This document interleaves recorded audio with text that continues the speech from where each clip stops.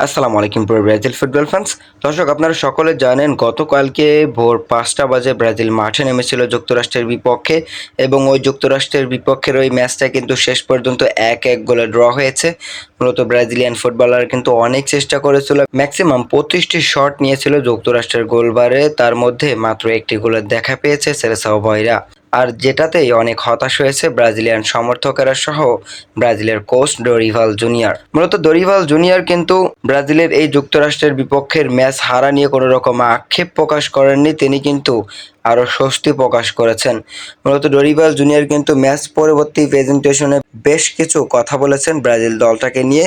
তো তিনি ঠিক কি বলেছেন চলুন আমরা আগে সেটা দেখি। ডরিভাল জুনিয়র বলেছেন, আমরা এই দল নিয়ে আরও আত্মবিশ্বাসী এবং বুঝতে পারছি যে আমরা সঠিক পথেই আছি। আমি আপনাদের এটা আবারও বলছি যে এটি একটি প্রস্তুতিমূলক ম্যাচ ছিল। এই ম্যাচগুলোতে প্রায় সকল খেলোয়াড়দেরকে সুযোগ দেওয়া হয়েছে।